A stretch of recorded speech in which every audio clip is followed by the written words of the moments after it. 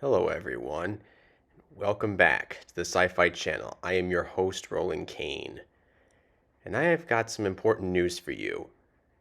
I'm still going to do my Star Wars fan series, but before I do the LEGO series, I will instead give you guys the story through some pictures and videos, with some special editing of course, but it's merely just going to be like a narration and stuff.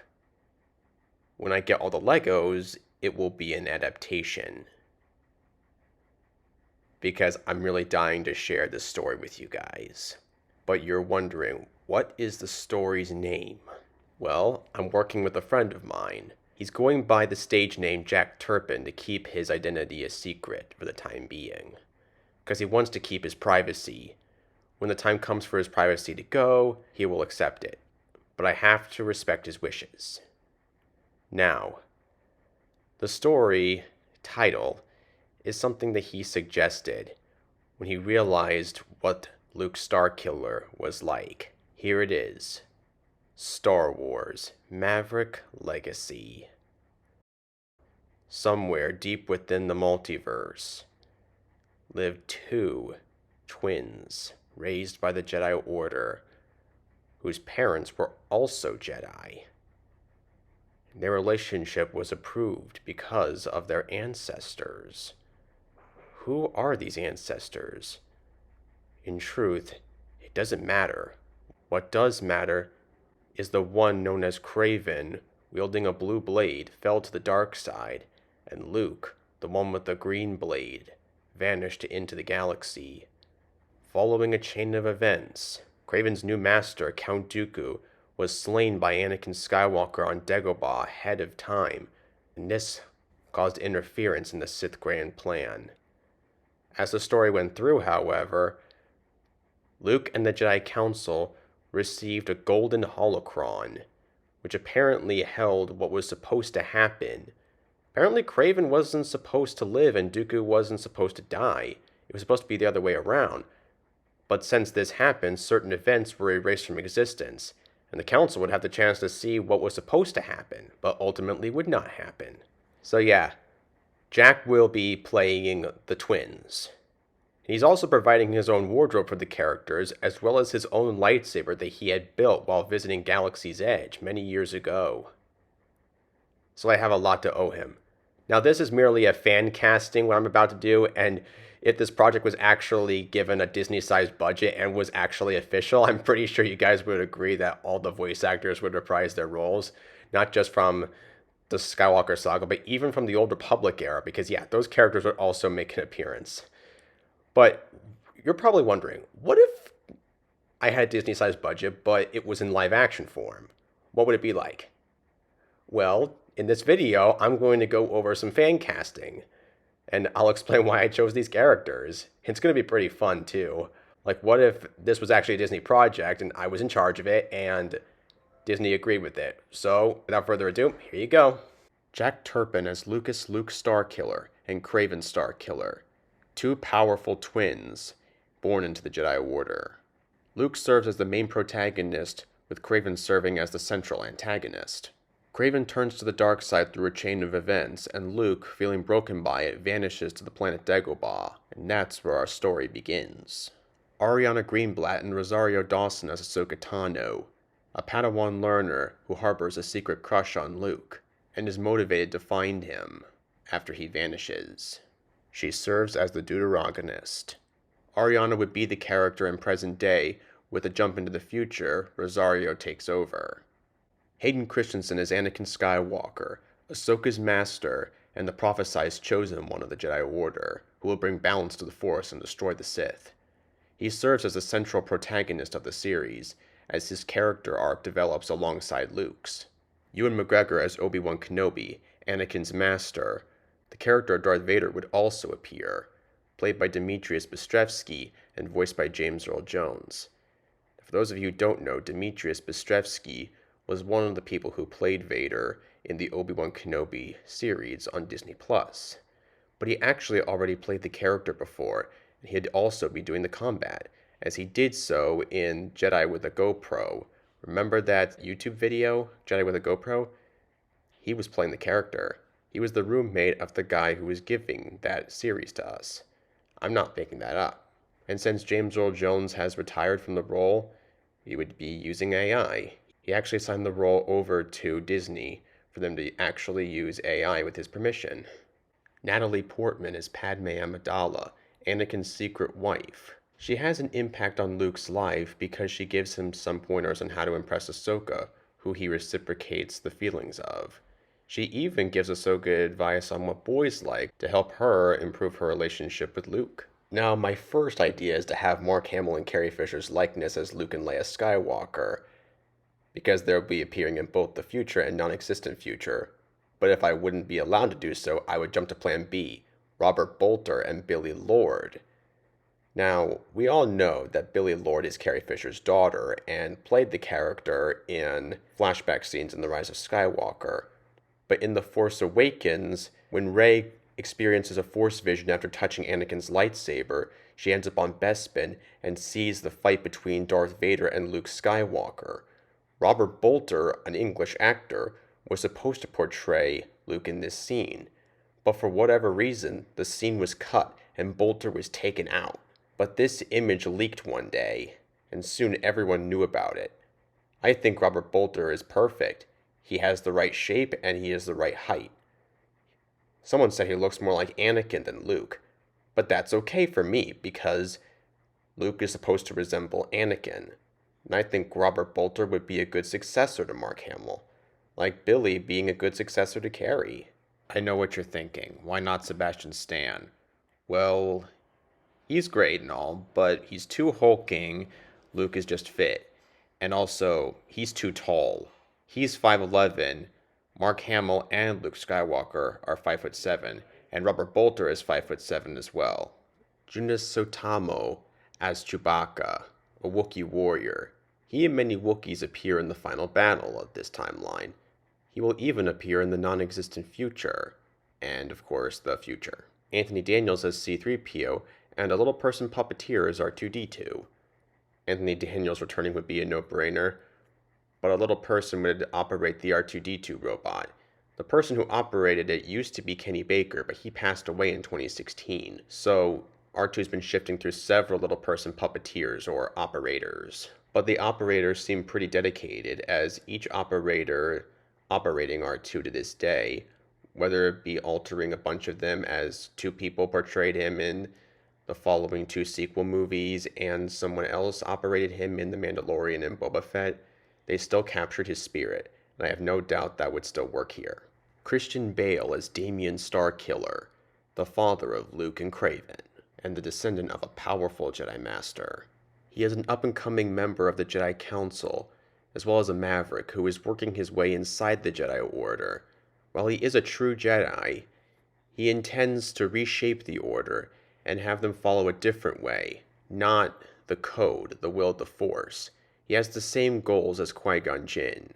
Daisy Ridley as Maria Starkiller, and Rey, glimpse into the non-existent future. Maria is the mother of Luke and Craven, and the beloved wife of Damien. She is the descendant of a powerful Force wielder. The Council allowed her and Damien to marry because of their ancestry, but also because they were raised from birth, something that Mace Windu does not approve of, however. Unfortunately, Maria, her master, and a group of Jedi lost their lives at the hands of Darth Maul prior to the Naboo crisis. If you remember from a previous video of mine, as I explain it, this is an inspiration from the Darth Maul Apprentice fan film. Rey is the creation of the late Sheev Palpatine, who used Darth Plagueis' ability to create her. She spent most of her life on Jakku under the care of Ben Skywalker, played by Zac Efron. Long story short, after the redemption of Anakin Solo, who killed Palpatine and allowed Anakin to finish the job once and for all, Rey ended up dying. Ben and Anakin Solo were unable to save her. But because of Dooku's premature death, Rey does not exist anymore. Amy Allen is Aayla Secura, Luke Starkiller's former master. She even raised him as her own, following his mother's death. Amy Allen played the character in the prequels movies. While she never spoke as the character, I think she'd do pretty good when speaking as the character. Liam Neeson as Qui-Gon Jinn, Obi-Wan's deceased former master, and Anakin's father figure. Like Maria, Qui-Gon was killed by Darth Maul, but that was during the Naboo crisis. Qui-Gon returns in spiritual form to help guide the other Jedi that he was close to, as well as their offspring, which includes Luke and Kraven. Except Kraven has hardened his heart, so Qui-Gon cannot communicate to him. Kyle Rowling served as Christopher Lee's stunt double in the prequels. Now here's the thing, you can never recast a character played by Christopher Lee, it's just not possible. So of course, there would be likeness provided by digital effects as well as AI voicing for the character. But since Rowling is still young enough, he'd be able to do most of the stunts. Tamura Morrison as the clones and an older Boba Fett in the future, of course. Daniel Logan as Boba Fett in present day. He would need digital de-aging to appear as a younger man, though. Jason Momoa as Quinlan Vos, Obi-Wan's buddy from the Jedi Academy and Aayla Secura's former master. He is a general in the Clone Wars and a bit of a dude bro. Florence Kasumba as Asajj Ventress, former Dark Assassin turned bounty hunter, before becoming a redeemed Jedi, as well as Quinlan's love interest. They fell in love when he was on a mission to assassinate Kraven Starkiller, then going by his Darth name. Of course, Frank Oz is Yoda, Grand Master of the Order. However, because of the Starkillers, he is slowly realizing that the Jedi Order is losing its way. Samuel L. Jackson is Mace Windu, a strict Jedi Council member. He is completely devoted to the old ways and is very suspicious of the Starkiller families, believing that their ancestry as well as their strong connection to the Force makes them more vulnerable to the dark side. As a result, none of the Starkillers like him. But while Luke doesn't let it get him down, this plays a role in Kraven's fall to the dark side. Silas Carson as Ki-Adi-Mundi and Nute Gunray. One is also a strict council member, despite being married to several wives, and one is a greedy and cowardly viceroy of the Trade Federation. Now, Kit Fisto has appeared in both episodes 2 and 3 in the prequels, played by these two in episode 2, but mostly Jensen. Jensen couldn't return in 3, so Ben Cook took over. He was a stuntman. So assuming that Jensen would not reprise his role, it would simply be a 6'2" stuntman, and Phil LaMarr would reprise his role from the Clone Wars show. In all of Plo Koon's silent appearances, he was not played by an actor, simply a crew member by the name of Matt Sloan, not to be confused by the voice actor who voices Darth Vader. So merely, it would also be a 6'2" stuntman, with James Arnold Taylor reprising his role as the voice of Plo Koon from the Clone Wars show. Heathcote survives and is not kicked off the council like in the original timeline, so Hazane Shapi could reprise his role, or we could just do a stuntman and the man who voices him in the Clone Wars can reprise his role as the voice. Now, assuming he doesn't want to come back since he only made one appearance as Agent Kolar, we could start from scratch completely. Saesee Tin has been played by 3 different people who have never reprised their roles as him, so it wouldn't matter if we got someone new. Now, none of them would reprise their roles because, 1, he didn't reprise his role and now he's dead. He, of course, chose not to reprise the role, and I'm not sure he would reprise his role. So merely just get a 6'4" stuntman to provide the movements, and D. Bradley Baker can reprise his role as the voice from the Clone Wars. Now, I would actually have Nick Gillard reprise his role as Syndrelic. He actually played the character who appeared in episode 3. He has appeared in a lot of promotional photos and stuff, and he even made a small cameo appearance on the hologram fighting Anakin Skywalker. But that was all of his appearances in the movie. His character was expanded upon in video games and even the Clone Wars show. He made just one appearance, but it was still worth it. Kit Harington is Ferris Olin, Kraven's rival, Luke's friend, and Barrisophi's former boyfriend.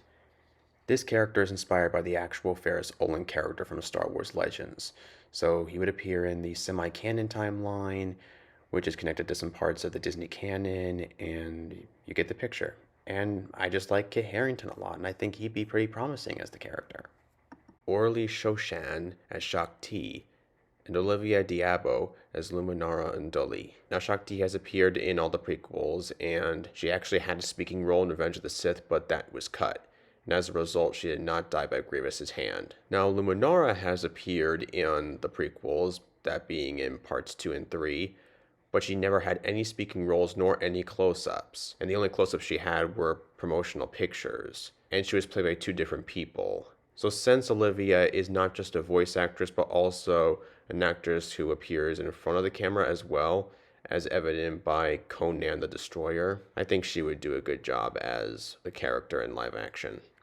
And I'm wondering, should I? Well, the outcome would still remain the same in this timeline. Should it be Nicole Kidman or Kate Blanchett as Duchess Satine Kryze? Rupert Friend as Temple Guard, the leader of the Temple Guards in the Jedi Temple. Because of Luke's interference, he does not become the Grand Inquisitor, but he still does in the non-existent future. Jimmy Smits as Bail Organa and Genevieve O'Reilly as Mon Mothma, two senators that are on Padme's side and are opposing Palpatine. They formed the rebellion in the non-existent timeline, but they help maintain order in the Republic in the current timeline. Keanu Reeves as Revan, a powerful Jedi Master turned Sith and redeemed. He is the prodigal knight and is known as the hero and conqueror during the Old Republic era. Emily Blunt as Bastila Shan, Jedi Master and Revan's wife.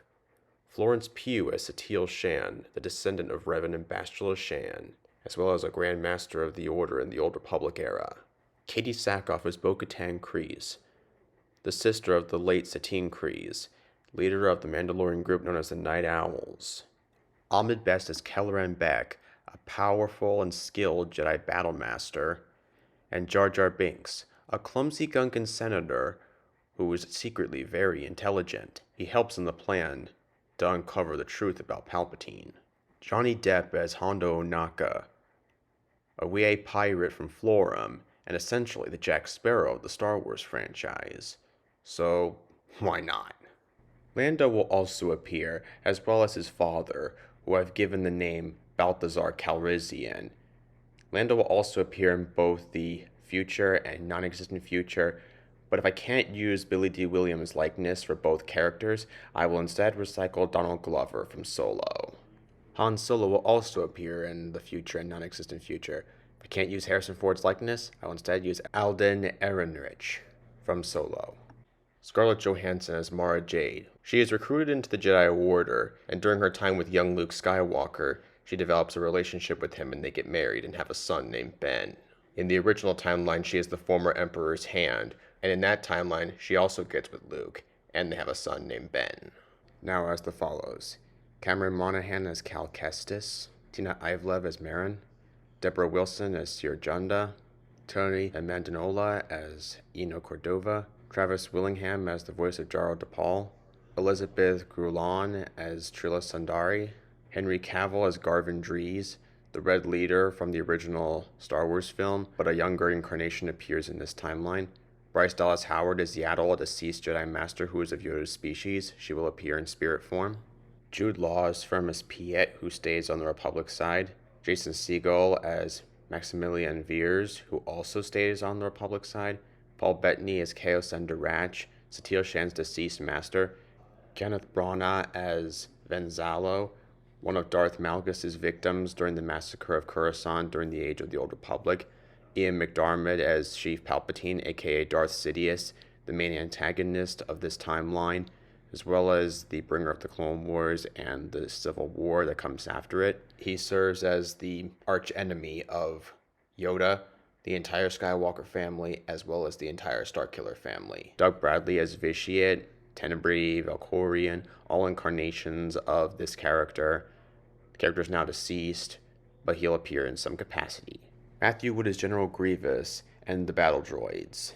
They're the main antagonist army in the Clone Wars, but Grievous survives the Clone Wars and continues on to the Civil War, with some Battle Droids around as well. Dave Bautista as Darth Malgus, a powerful Sith Lord who has an impact on the legacy of the Starkillers.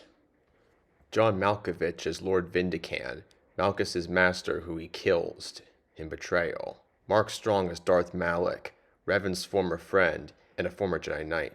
Ray Park and Sam Witwer as Darth Maul, a Sith Lord, Sidious's former apprentice, and the murderer of Maria Starkiller. He is the arch-enemy of Obi-Wan Kenobi and the arch-enemy of Luke Starkiller in the Clone Wars era. Nathan Jones as Savage Opress, Maul's older brother, who is filled with Night Sister magic that makes him bigger and stronger in the Force.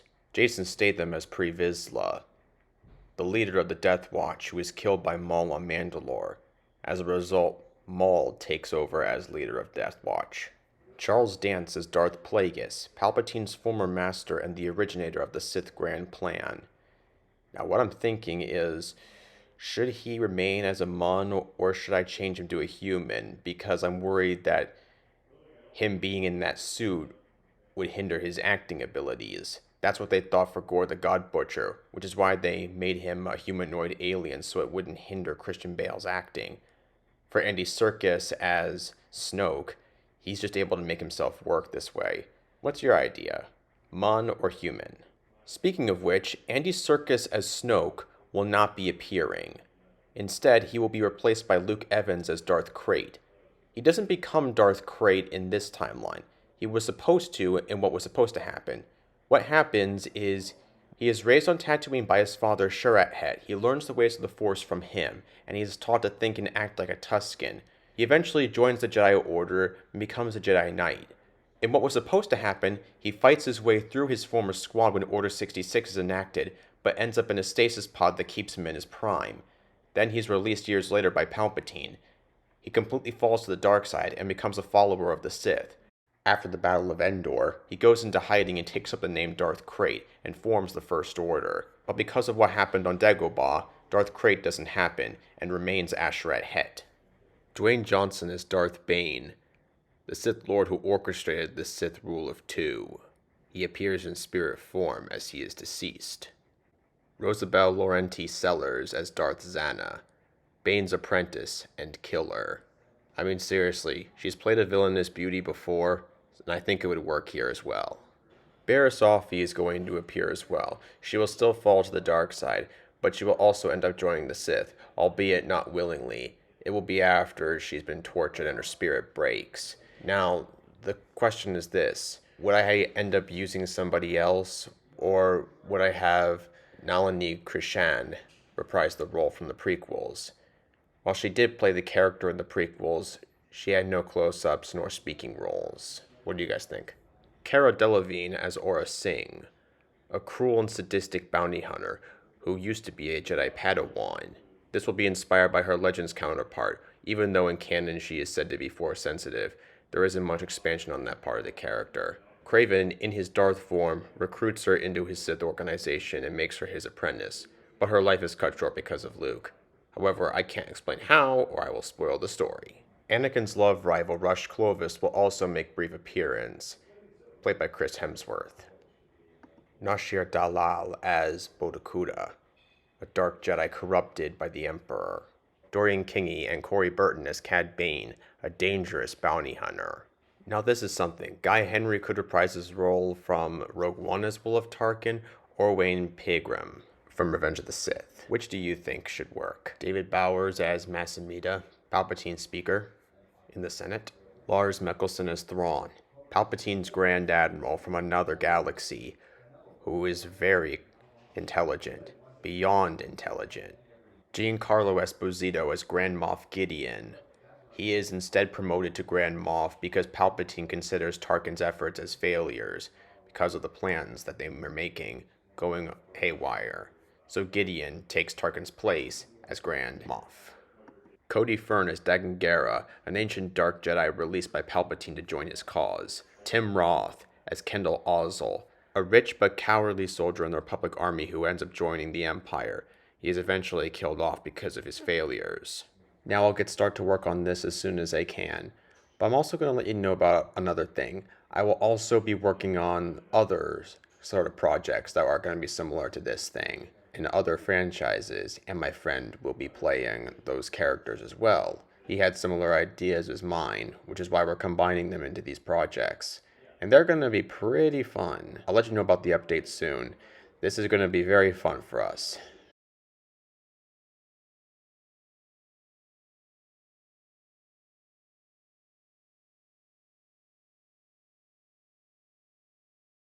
So, this is Roland Kane of the Sci-Fi Channel signing off. Peace.